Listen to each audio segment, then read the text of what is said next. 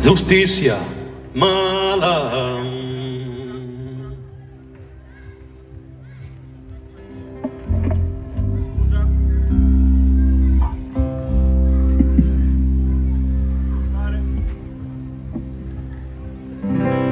Giustizia mala.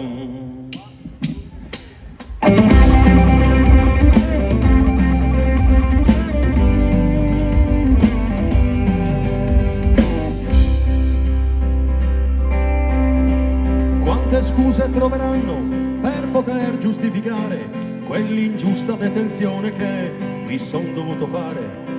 Una libertà rubata, colpevole ad ogni costo. Giustizia è stata fatta senza nessun rimorso. Le grida disperate che ormai nessuno sente, vi prego ma che fate, sono un povero innocente. Una testimonianza che qualcuno ha pilotato, convinto a dire il falso da un uomo dello Stato. 30 anni una cella, questo è stato il mio calvario. Libertà negata da un errore giudiziario. 30 anni in cella, la mia vita da buttare. Chieda scusa a vostro onore se ha sbagliato a giudicare.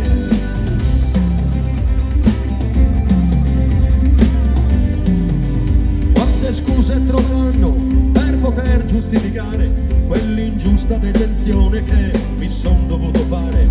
Io sconvolto, io deluso, io oramai uomo sconfitto, senza dignità e rispetto, forse sarò risarcito. Ma il bene più prezioso non si può monetizzare. Ho subito una condanna troppo dura da scontare. Io potrei anche perdonare, perché so che esiste un Dio per rimetterci alla pari, sconti gli anni al posto mio. 30 anni in una cella, questo è stato il mio calvario. La libertà negata da un errore giudiziario. 30 anni in una cella, la mia vita da buttare. Chieda scusa a vostro onore se ha sbagliato a giudicare. Adesso sono fuori e grido libertà, ma quegli anni passati chi me li restituirà? Una pena che purtroppo ho scontato da innocente, fra appelli e cassazioni, ma io non c'entravo niente. Sognavo una famiglia, dei figli da allevare, un posto di lavoro, le carezze di mia madre.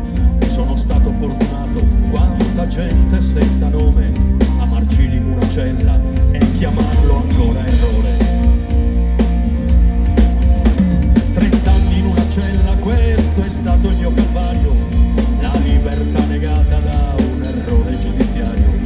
30 anni in una cella, la mia vita da buttare. Chieda scusa a vostro onore se ha sbagliato a giudicare.